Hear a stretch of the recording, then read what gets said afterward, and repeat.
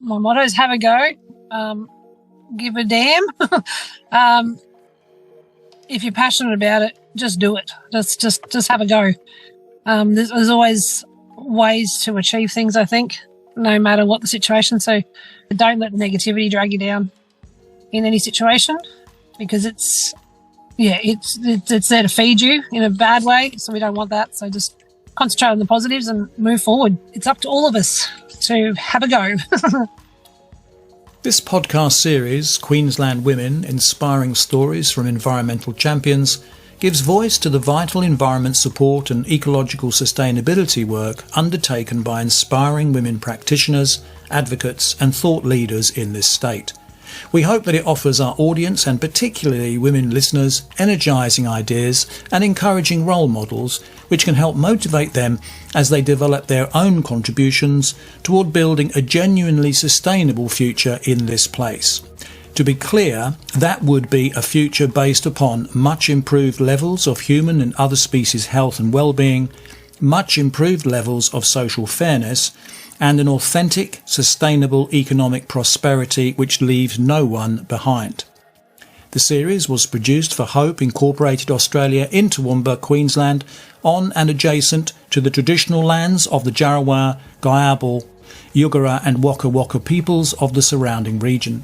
Hope pays respect to the past, present and emerging leaders of all First Nation Australians in this country and celebrates the unique contributions their cultures make to this place. Those contributions include Indigenous spiritual respect and care for country, the sovereignty of which was never ceded. We acclaim Indigenous stewardship of the nature of Australia, undertaken over many, many thousands of years, and the model that stewardship provides us now in this place as we survey and attempt to repair some of the environmental damage created by the often misguided development approaches of only the last 200 years or so.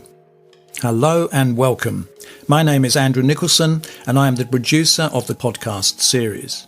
The evolution of the LANDCARE movement represents one of the most important developments in the history of efforts to restore degraded natural systems and physical environmental quality in Australia. The founding focus of LANDCARE, a community not-for-profit organisation, was the mobilisation and coordination of local groups of volunteers working to restore and enhance nature, wildlife and the healthy functioning of natural systems. My guest in this podcast episode, KIRBY, provides a great example of LANDCARE in action in 2023. She has been a professional LANDCARE coordinator for over 10 years, and in her work she oversees a range of environmental restoration and enhancement initiatives undertaken under the LANDCARE programme around the small regional town of Millmerran in the Darling Downs region of southeast Queensland. In our discussion, Beck talks about her lifelong passion for land and wildlife, the challenges and opportunities that her landscape protection work provides, and her positive philosophy toward achieving environmental protection and enhancement through the influential skills she brings to engaging with people and place. So, a warm welcome, Beck. It's great to talk with you today. Thanks for having me. It's good to talk to you too. Let's start the conversation. Let's go back in time, ask you a bit about your personal history of environmental support interests. First question, do you remember how your passion for the environment started? My passion started the day I was born. I think it was something that was bred into me, I think. Always had a passion for the land, always had a passion for people. And obviously without people, nothing changes on the land. So it's sort of it was born and bred into me. That's the quick answer.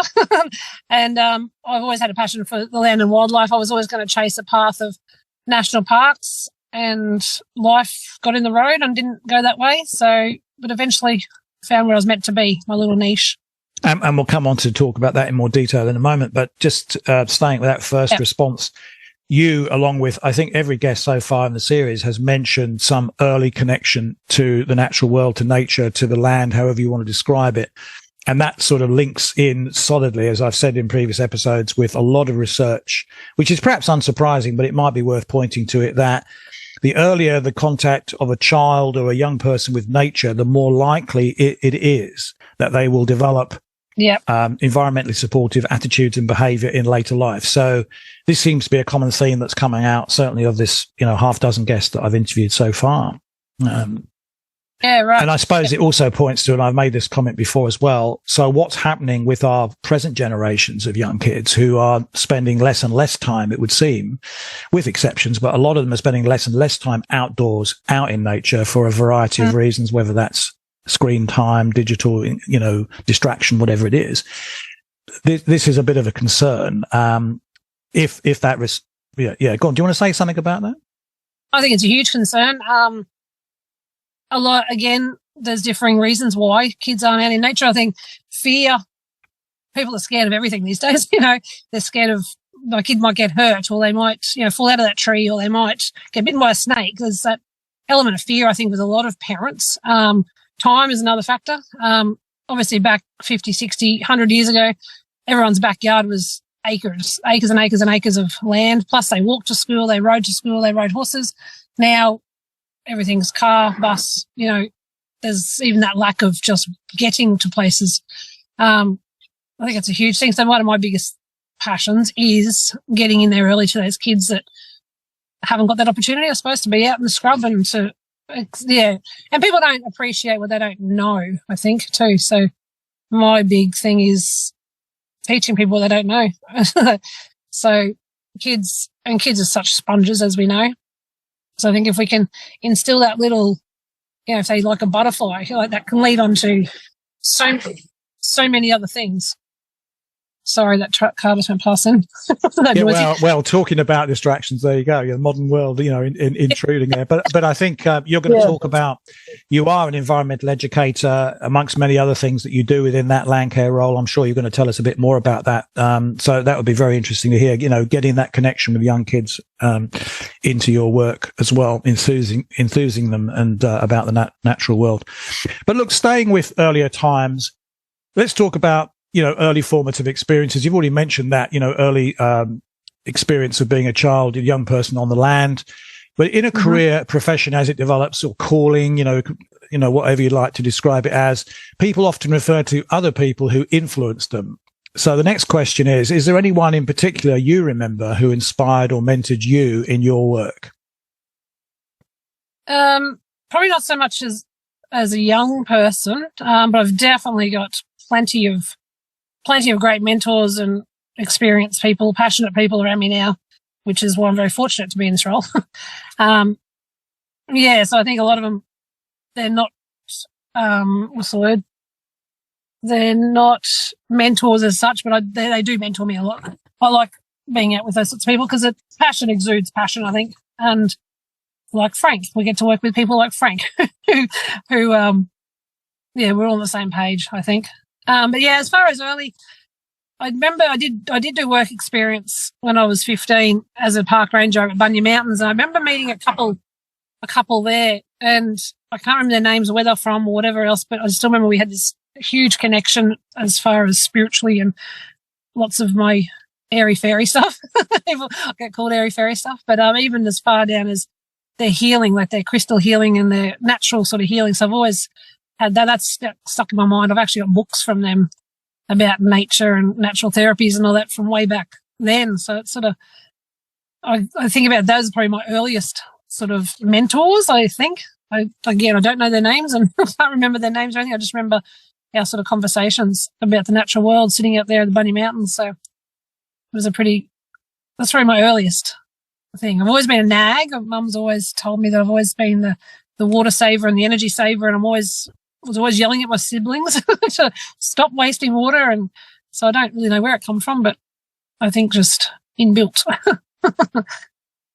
That's great. It's great. And just picking up a point off you, that idea of healing in nature. It's interesting how, that's always been there going back donkey's years, decades, but it's interesting. There's a bit of a revival of that in the sense of this whole area around what's so-called nature connectedness is the term now. Forest bathing, That's a model that's come over from Japan, but has been elaborated by a whole series of other organizations in other countries. Now, this idea that being in nature is good for you, for the likes of yourself and myself, that's not exactly news. But for a lot of people, that is still perhaps surprising. But you've even got now GPs in some countries writing so-called green prescriptions for someone who's got mental health issues. Instead of actually giving them a tablet prescription, they will say, "Well, go off and do some walking in this area or some, parks or forest area." This is a serious approach because of that understanding that being in nature, because we're part of nature, is actually restorative, therapeutic. So that's interesting you mentioned that.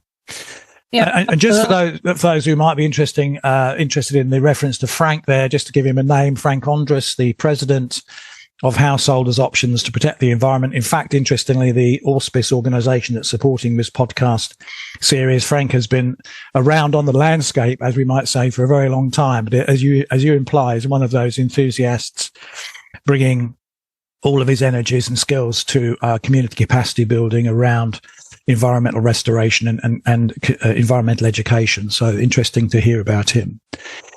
So Beck, as we move on through this interview, you've already started to actually talk about this, but as you came into your more mature age, if that's the way to put it, your mature career, to ask you about how you actually got involved, hands on the ground, the nuts and bolts of how you got involved with the ideas of environmental conservation. You mentioned some of those early influences, but when you finally did get into doing some stuff yourself, can you give us some detail around that? Yeah, so I was always, obviously, like I said, going down the national parks and wildlife track. Then life got in the way. Husband, kids, and study sort of went by the side.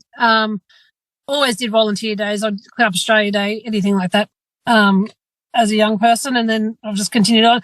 So the way I got into LANDCARE officially, in the capacity that I'm in now, was there was a little LANDCARE group in Millmerran that I used to go and volunteer for with the coordinator, and she was moving on sometime down the track. So I went for the role. I was very scared to go for the role because I knew it was a lot of facilitation and talking in front of people, which scared the pants off me. So I sort of nearly didn't go for the role, but I'm super, super glad I did. And now you can't shut me up. So that's how it started. And I've just, with LANDCARE, there was that little model that went back 40 years ago when it was developed. But I think LANDCARE is what we can make it. We make it our own, and I certainly try and do that. I incorporate children, townspeople, farmers, everyone. Like to steal the LANDCARE Australia thing, LANDCARE is for everyone, the life slogan they have. Can I ask you, just because it's come out as a bit of a theme with a couple of other guests, public speaking, that part of getting out there, standing on the podium in a sense, to get your messages across, you have to be an effective communicator. It doesn't come easily to a lot of people. Do you want to say a little bit more about how you gained that confidence? Was it a question of just getting out there, doing it, and practice makes perfect? Or was there some other, how did you psych yourself up in effect to become this more confident communicator that you clearly are now? I'm still perfecting it. I'll never get to the perfection stage, but I think I know myself, if I listen to somebody else and they give a damn about what they're talking about, it just comes out naturally. So when I'm very passionate, obviously it just flows out of me, and because I'm trying to make a difference. So I think if I'm quiet and don't say a thing, nothing's going to happen. The confidence comes with the doing, the practice.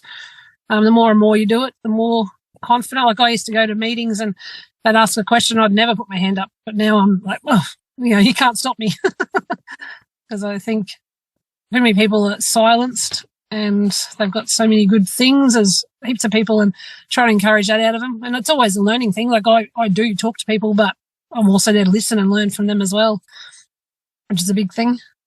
So definitely practice. That two-way process, because again, that's come out, that collaborative, I'm listening as well as, actually just speaking as well. I'm taking it in. I'm taking your view in as well. Yeah.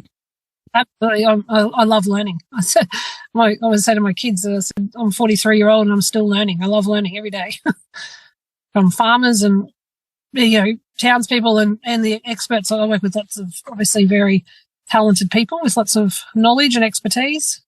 So no, it's always a learning journey. So, again, I just think that's a fantastic model. Your voice is hugely important as well. And even amongst this stellar group of other experts, you feel you've got to that point now feeling that, you can actually put forward your views as well. So you're a good model for that. And I've heard this from other guests, it comes over time, but, that idea of voice, particularly women's voice, which is what this podcast series is all about. It's great to hear that you found that and you're using it effectively. Yeah. And I think too, because I haven't got any degrees or paperwork behind me, that sort of sometimes puts me in better state, I suppose. It sounds funny, but, because people don't want to be talked at or told what to do. Whereas when I say, well, I'm not coming from a scientific background, not saying but people go, oh, well, actually, you are actually here to help me. And yeah, I don't know how to say that. What's that new term that people use? Relatable. This might be the wrong way because I'm an old person, right? You're trying to get new vocabulary, but relatable. Perhaps you're more relatable to them because you're, Yeah, I've not come straight from uni and sort of, because we are farmers ourselves and off the land. Yeah, relatable. That's probably the best way to say it. You're one of them. You're closer. You're more one of them than some intellectual pointy head from from the academic towers. Yeah. And we know they're the researchers, and there's a lot of good ones that I work with in that scope too. So not to downgrade their work because we need them as well. But yeah. So look, the other part of that response, Millmerran, it's a small, in a previous episode, we've talked about the Darling Downs. Several guests have worked on the Darling Downs, very important agricultural area, very important landscape area. Do you just give a flavour of Millmerran and the region around it? So for people who will, perhaps from outside Queensland listening to this or whatever, give us some pen picture of Millmerran. So yeah, Millmerran, like you said, it's a town of about 3,000. We've got a mix of from agricultural land, broad scale cropping, grazing. We've got a family, which is brilliant. We've got a family owned, agricultural business with the chooks and the cropping. And so they're organic and they're actually close friends of mine. So they're just doing great things on the ground.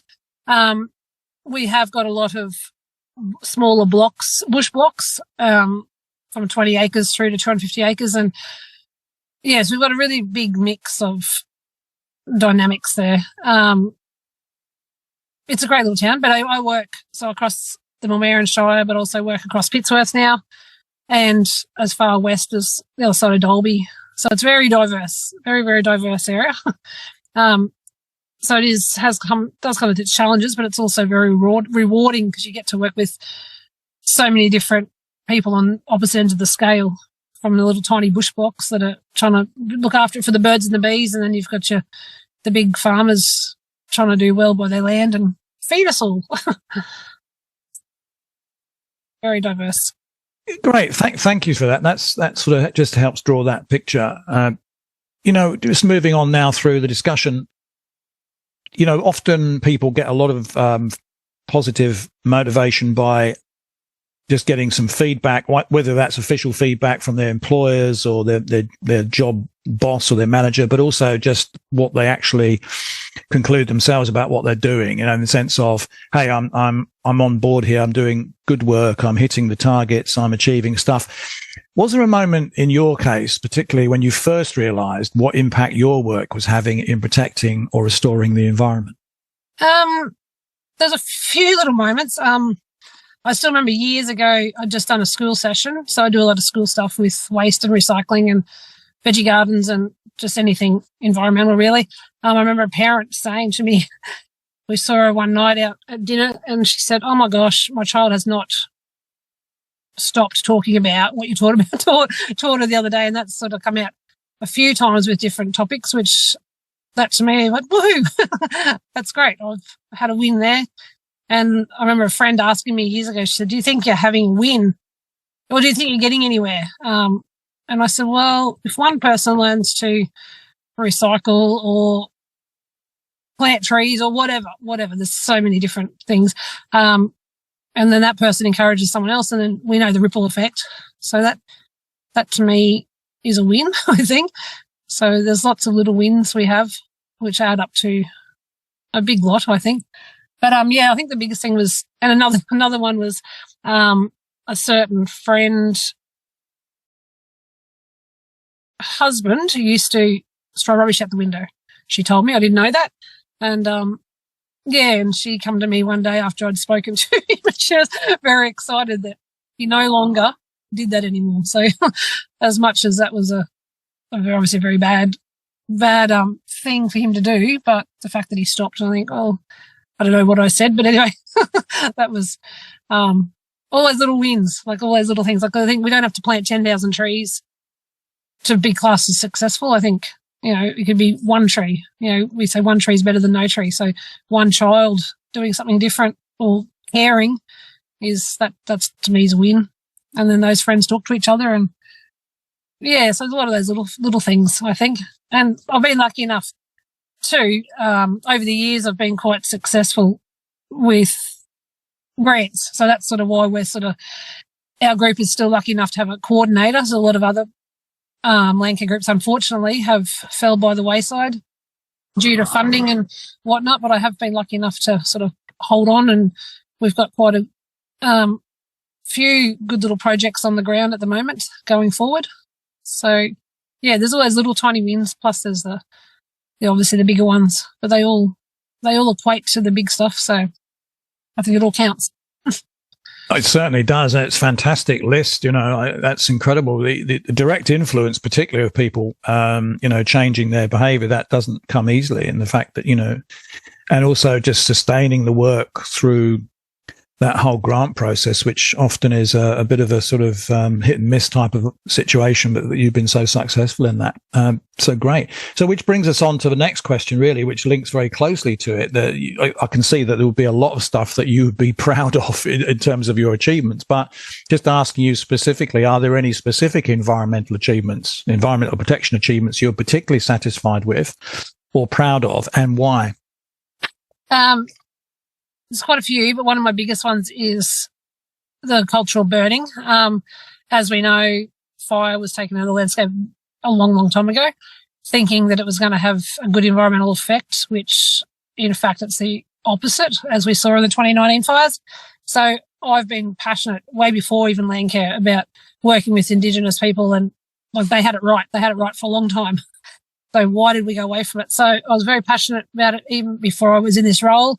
But now being in this role, I'm lucky enough to be able to work with these people. And so that's probably been one of the biggest wins, even on those smaller blocks, the big bush blocks, just teaching people and being on ground with them. I do a lot of the first burns with people just to give them that confidence. So that to me, just to try and change that mindset and show people that it's actually bettering the land using the right sort of fire, because it's another thing. It's another big fear of that's instilled in a lot of people, which is rightly so.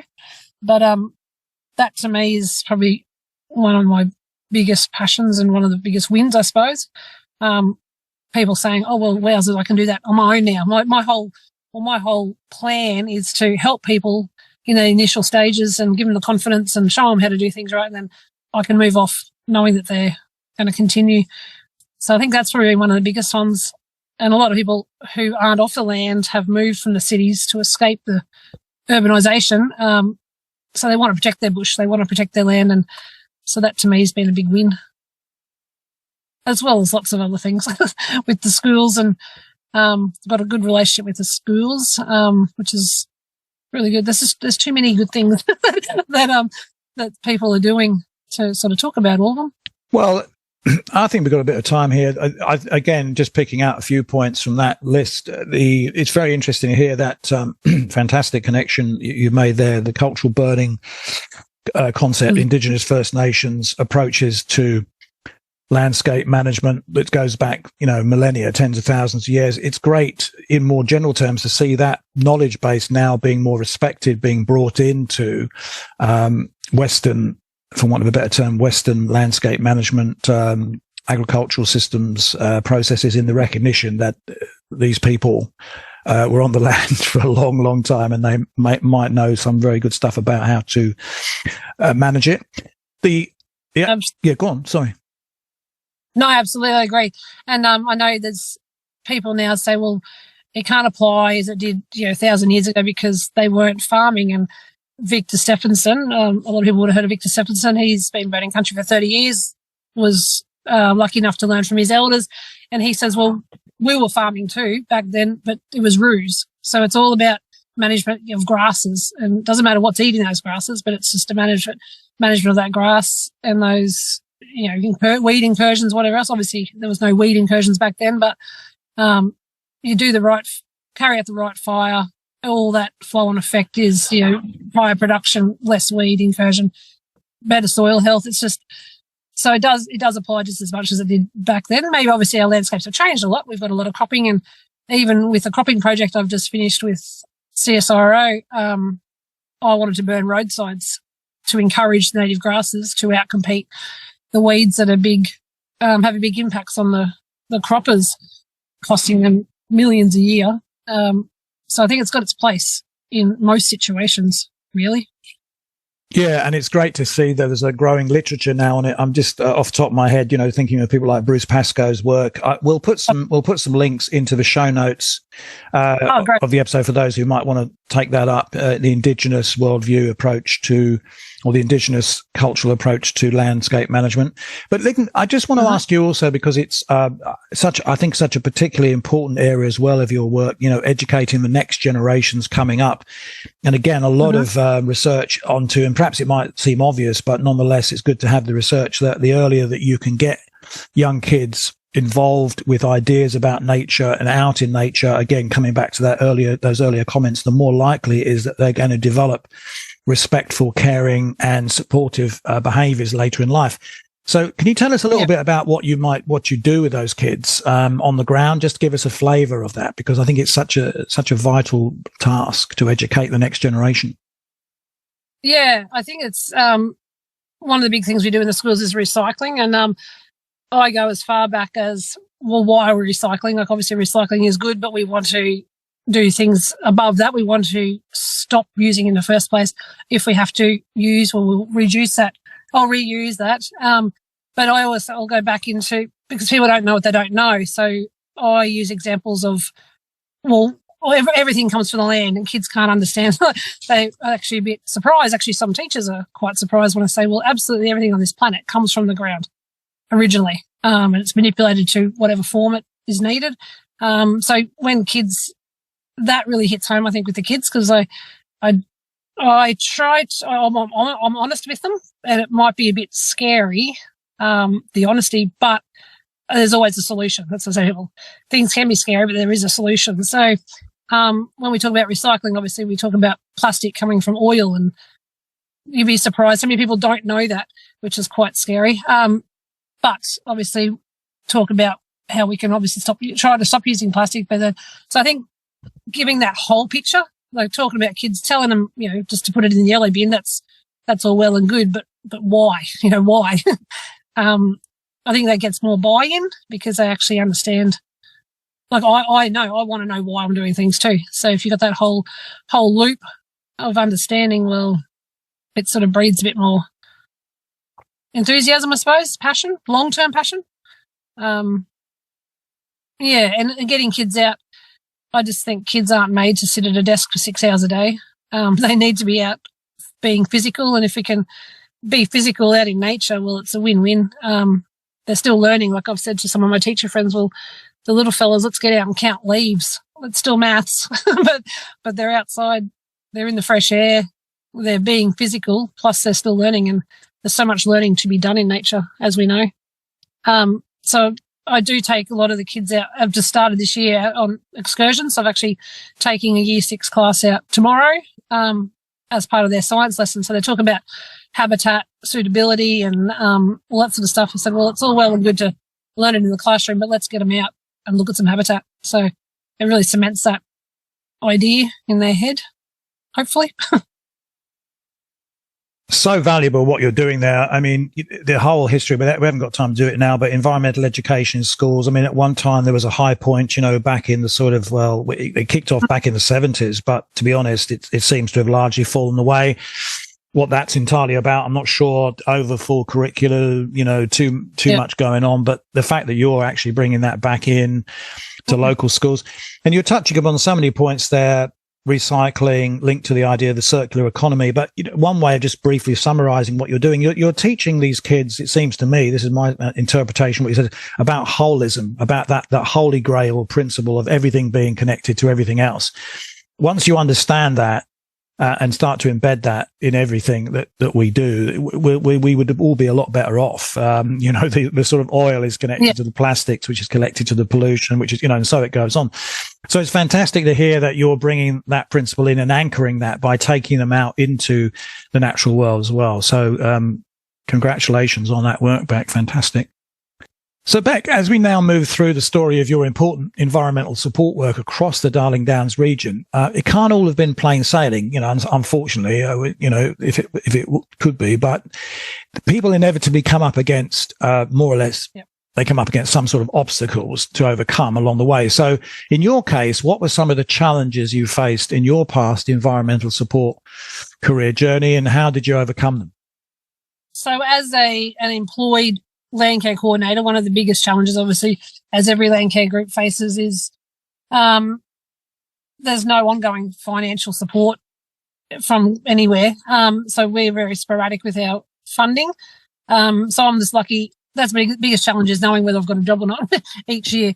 But obviously we've overcome that so far, and we're looking pretty good for the future at the moment, which is great. Another thing, I think, with that challenge, though, comes opportunity.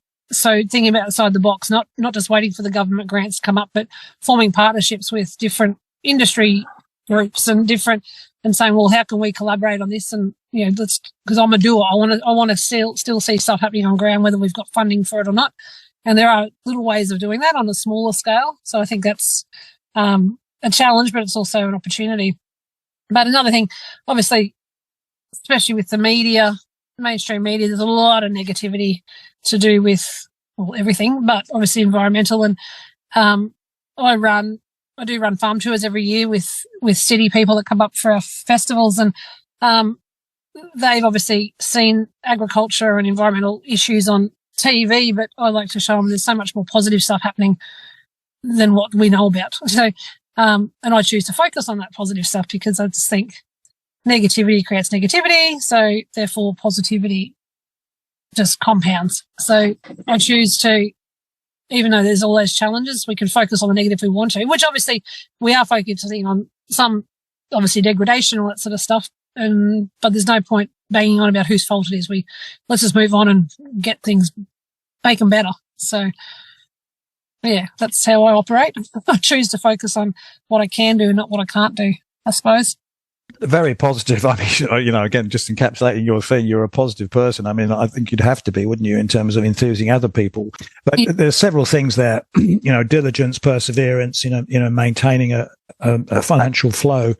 But that solution-focused approach, which you also touched upon before, positivity matched with solutions. I mean, you need optimism, yeah, but you also need practical ways forward, a vision for where we're going, the ability to see what needs to happen on the ground, the objectives, the goals, all that sort of stuff. It sounds like you're very, practical in regards to that. So don't say no. Yeah. Any opportunity comes my way, I don't say no. So I think we don't know until we've had a go. So, I love networking. Obviously, that's how things happen, because you meet people that are doing other good stuff. And, so I don't much to my committees. They might get a bit sick of me sometimes. I just don't say no, because I think, well, with opportunities, you never know. You have a go, and if it's not successful in the area, well, you move on and don't do it again. But I just think say yes to most opportunities that come along, and you never know where that might lead. You're talking about leadership. This is, again, as you're talking here, fantastic example of forward-thinking, positive, can-do leadership mentality. My God, if we had more of that, in the organs of government at all various levels, because what often appears to be the case is we have this sort of overly timid, cautious, business as usual mentality, which people sort of all too easily seem to fall back into. You know, what we need, it seems to be, as you're talking about, the things that you do, we need energy, we need vision, we need forward thinking, and we need someone to come along and actually say, hey, we can try this. We can give this a go. We can, as opposed to, oh no, it's in the too hard basket. It's, you know, no. Let's pass that over. Yeah. Do you think? Well, yeah, absolutely. Absolutely. I think we've got the solutions. The solutions for any issue is right in front of us. It's just a matter about doing it. You know, we don't need to reinvent the wheel. We don't need to make things harder than what they are, because I think all the solutions are there. It's just a matter of enacting them. Yeah. So, yeah, if only government was that way inclined, it'd be great. And I think a lot of government agencies, they go in with the passion, but they've obviously got guidelines and what not to stick to. But I just think the solutions are there. We know what to do. We know how to make things better and keep things on track. But unfortunately, yeah. So that's all I like to be. I like to be on ground. I like to be doing, because I think, well, the change makers are the people on the land. So I like working directly with them, and that's how I roll. It's fantastic to hear all that, you know, positivity, the value of being positive and optimistic in the work. Do you want to say a bit more about the value of that as an approach, as opposed to doom and gloom, let's wave a big stick over people's heads sort of thing? Yeah. So, as human nature, I think I get excited when other people are excited. See, well, what are they doing? What are they doing? And it sort of forms a bit more interest. As far as the big stick, it is needed sometimes, obviously, but my big thing is, let's demonstrate what we know works in our local area, so the neighbour can look over the fence going, wowzers, what's going on there? And lead by example is my big thing, I suppose, rather than I do have this conversation with certain people who do get annoyed at their neighbour who isn't, you know, maybe practicing good fire management or their weeds or whatever. And I said, well, stop concentrating on what you can't control and worry about what you can control. You can control your place. And like the fire stuff's a perfect example. A good fire, a wildfire will not touch healthy country, sorry. So if you prepare your land and get it balanced, the soil's right, the grass is right, the tree, the way it should be, through whether it's manual labour or burning or grazing management, whatever that is. And we've seen it in the last few big fires out home. Those wildfires will literally go around those properties. It'll burn the neighbour, it'll burn the front, it'll burn the back. It will not go onto their property. So I just think concentrate on what you can control and not what you can't control. Otherwise you would just be banging your head against a wall. We all would. So, and I just, yeah, and I think I get enthusiastic when other people around me are enthusiastic. So I hope to be that person for others. So, but yeah, having those local demonstrations, because like I said, we know how to fix things. We know what to do. We know what practices are better for the land. And there's a lot of people doing that. And I think if we can put those sorts of people up on pedestals and showcase what they're doing, others might go, well, wowzers, I can actually do that. I've got the same soil type. I'm in the same region. Where you'll still always have your skeptics saying, well, that'll never work on my place because A, B, C, D. And that's fine. That's fine. But let's just, lead by example is my big thing, with positivity. There's always going to be negatives. There's always downfalls no matter what we do. But as long as the positives outweigh the negatives, I think, well, you're winning in my book. You're wrapping some fantastic principles up there, being positive and optimistic, being solution-focused, being an enthusiastic role model as you deal with some of the challenges of influencing people, of staying on track, keeping funding coming through the door. You clearly have used this working philosophy to great effect to overcome the challenges you've faced. And I know that you greatly enjoy your LANDCARE work. It's meaningful work for you, which gives you a great sense of fulfillment. And given that work in general is such an important component of all of our lives, of many of our lives, I wanted to ask you to unpack that idea of work satisfaction and fulfillment a little more. The question being, in your particular case, how do you feel that your past and present work has influenced your well-being, motivation, and determination to keep doing what you do? Greatly influenced. So before I was in the coordinator role, the pay coordinator role, these passions haven't changed. Like I've always had these passions, and obviously before I was in the role that I'm in now, I was just that crazy greenie at the parties. I would be banging on about we should be doing this, we should be doing that. And so I'm just super, super fortunate to be able to be in a position, I suppose, of influence. And like I said, I influence, but I'm influenced by a lot of people too. So it's a two-way street. And so yeah, I love my job. It's not work to me because I'm doing what I love and hopefully encouraging others to do similar sorts of things. So it's not work to me. And that's what I say. If you love what you do, you don't work a day in your life, do you? Obviously there are, ups and downs, and no one likes paperwork, and there's always that sort of stuff. But the positives far outweigh the negatives. So yeah, I think and as far as my well-being, well, obviously I am happy. I'm happy doing what I love. And that obviously definitely has big impacts on well-being. Anyone that's happy in their life, well, obviously plays a big part in their physical and their mental well-being. So yeah, I'm very lucky, very, very lucky. And we've touched upon this in a previous episode. What we're talking about here at the bigger picture level, to some extent, is the quality of work. Many people are obliged to work in jobs that are the opposite of what you said. They need to make a crust. Many surveys across the country and internationally have shown that a lot of people don't actually do work that vastly gives them satisfaction or fulfillment. So I think it's very valuable, again, you as a role model in that type of work where you are doing stuff that you love. So therefore it's more of a vocation, a calling. And I suppose just to round this off by saying that given the serious problems of national global environmental decline, perhaps one of the most important job sectors that anyone could be involved in is the environmental protection and support sector. Yeah. So the fact that you're in there, and it just happens to be a good fit for you. Yeah. But hopefully in future society, we're going to have a lot more people in a lot more satisfying, fulfilling work roles, doing valuable work that actually helps extend the environmental quality of the global situation. So, yeah. And as far as environmental, I've always said, like everyone, farmers talk about making a crust. Like farmers are on ground to make a crust. They're there we all are. Like we're farmers ourselves.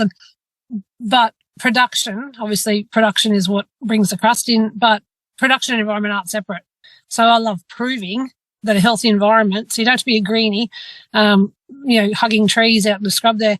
But you have a healthy environment. Your production is through the roof. So, yeah, just trying to break down those barriers of, well, we can't look after the birds and the bees because we're trying to make money. Well, guess what? You're actually going to make a hell of a lot more money by looking after the birds and the bees. So it's just trying to break down, because obviously for years, we've been flogged different chemicals and different techniques and different tactics, and some of them are still relevant. Don't get me wrong, but I think it's all about working with nature, and obviously we look after her and she looks after us back. So yeah, there's lots more money to be made, and a lot more. I've got one of my local farmers, and I've put him up on a pedestal. We've done a lot of work on his place, and we've done a little interview with him, and his own words are, he said, I'm just happier. He said, I'm just happier. He said, I'm not on a tractor all the time. I'm not spraying. I'm not fertilizing. I'm not plowing the hell out of my country. He said, I'm just happier. He said, I've got more time for a beer. And he said, that's what life's about. He said, it's about enjoying your land, enjoying your work on the land, and being happy. And so I love that. Like, he can talk about, what's happening with the soils, and he's just made a few minor little changes as far as putting multi-species in instead of straight crops, like a simple change, but it's just had a huge impact on his well-being, his life. So he said, like, I'm still successful, I'm still making money, but he said, I've got so much more time on my hands to just enjoy.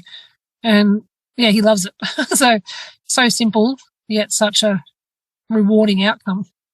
So simple, but seemingly so hard to grasp in large sections of the remaining community. But on the positive side, again, you're touching on this holistic principle of that very close interconnection between the social, the economic, and the environmental. If only we could see the obvious factors in front of our face, and fantastic examples like that guy who's doing the whole. whether he calls it holistic management, I don't know. But in a previous episode, we've been hearing about holistic management, regenerative agriculture, but the real payoff being not only multiple payoffs, not only in terms of better quality of the natural world that supports better quality crops, for instance, that sort of thing, but the mental health benefits, the actual benefits to the local community, a better quality of life coming out of the fact that these people are not going out there having to flog themselves and the land perhaps as much as before, because they're looking at that close integration. So I think fantastic that you're pointing to that. Yeah, and that's the whole lead by example thing, which I alluded to before. So I've got some major players in my area, and they're doing just wonderful things. And yeah, so I think, well, let's work with them and let's put them up on a pedestal, and the other guys can look going, well, hold on. So. Yeah, so basically, it's great to hear that. Case studies, examples, on-farm demonstrations, extension, all that sort of stuff, forms of education. Yeah. But you're tapping into the examples of pioneers that are actually using these new approaches. Well, are they new approaches? I mean, in some respects, you might say they're retooled old approaches. But look, however you might define them, using these approaches of holistic, integrated approaches to managing the land, feeling much better as a result, and still making a buck out of it. What's not to like? Exactly. And back to that, they're not new principles. I had a conversation with someone a few months ago, and he said he hates the term regenerative agriculture. He said it's not new. He said it's just looking after your land, and the land. And it's so true. He said, he said people have been doing it for centuries, obviously. But then there's the exception to the rules, obviously. But he said it's not a new concept. I said, absolutely. It's just the buzzword at the moment, regenerative. And obviously we used to have sustainable, but we don't want sustainable. We want things regenerating at the moment. So, but it's very true. Like he said, it's not a new concept. I said, absolutely. We've just gone away from, obviously, nature wants diversity. We've gone away from diversity in a lot of farming situations, as we all know. So it's just about getting back to mimicking nature, and it'll just look after itself. We know that. Yeah. So fantastic to hear all of that interesting, new approach to, or newer approach to working with the land. And it's getting in there. And I've heard this from other guests as well. It's diffusing into the farming community and landscape management and stuff like that. So great. So it sounds, Beck, as if you've already got a very full and exciting calendar of work and engagement with community, all that. But nonetheless, to ask you, as we come up towards the end of this interview, are you working on any current exciting projects? It might be more, which exciting current projects are you working on? What sort of comes top of mind to you? Yeah, so the cultural burning is obviously a huge passion of mine. So that's just ongoing. That's just going to be ongoing. So that's super exciting. But it hasn't actually been announced officially yet to the public, but I don't know when this gets aired. I did get a future drought fund application that was successful, which is super exciting. And it's all about, so it's not about trials. It's about demonstration. It's exactly what we're talking about now, saying, well, let's demonstrate and showcase these actions and these techniques in our local area. So that's a 2-year project. So that's very, very exciting. It's very, very new. I only found out last week. So that gives me the scope now and the financial backing to actually do this stuff on ground in our local area to hopefully increase more uptake of these practices. So it'll be just simple little things like Joe Blow has a fallow normally with no plants, and also give me a small area that to actually prove that diversity of plants, instead of having fallow, your next yield, that's just one example, your next yield will actually be increased, just trying to break down that whole moisture retention thing. So it's very exciting. So a few big things happening there with the natural sequence farming is another technique we love using. Obviously the landscape's drying very, very quickly. At the moment we're very lucky. It's very good at the moment, but we know that it dries out just as quick as it gets wet. So it's all about trying to maintain that moisture and keep water on country now rather than seeing it go down the river system. So so anything drought proofing, we'll be demonstrating in the local area, which will be super exciting over the next 2 years. So that's going to be one of my major projects.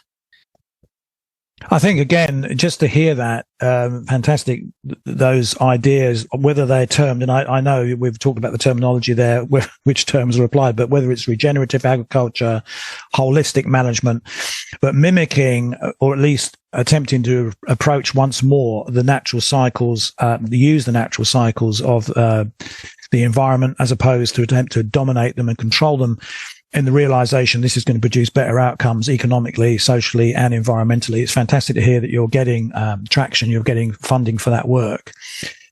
So, yep.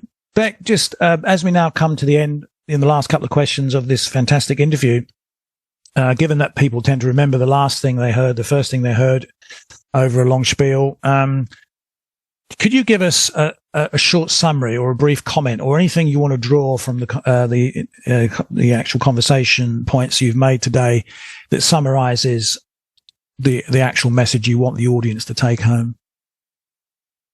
Have a go.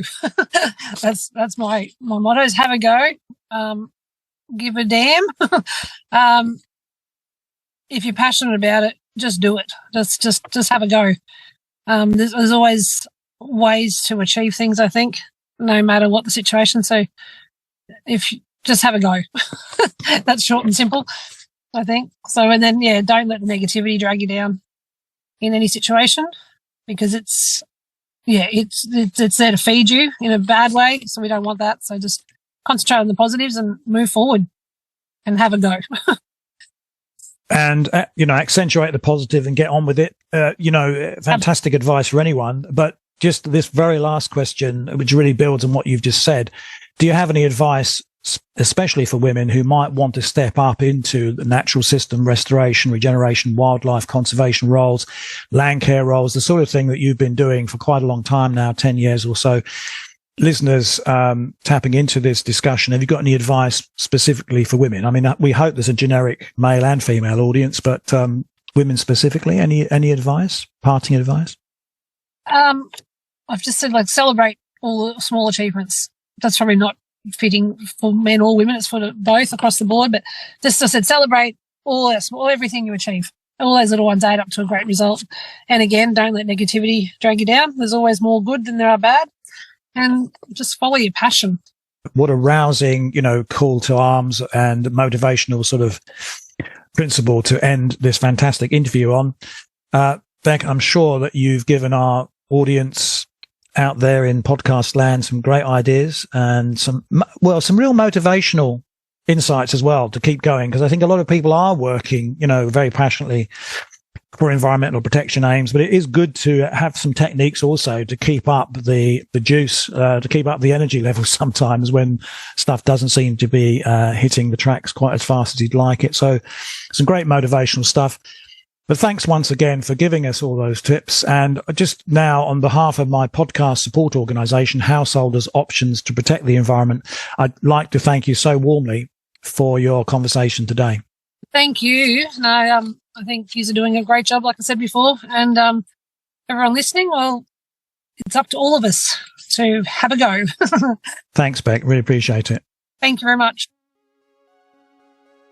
You've been listening to a podcast episode in the series Queensland Women, Inspiring Stories from Environmental Champions.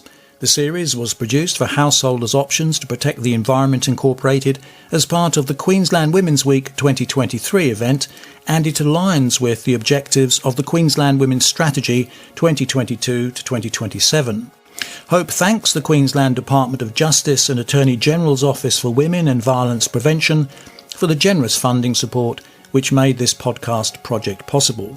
Please consult the episode text notes for possible follow-up material on topics discussed and any relevant contact details should you wish to respond to anything you've heard. And if you enjoyed this episode, please consider promoting it across your networks and giving it a positive rating in your preferred podcast app. My name is Andrew Nicholson, producer of the series, and thank you for listening.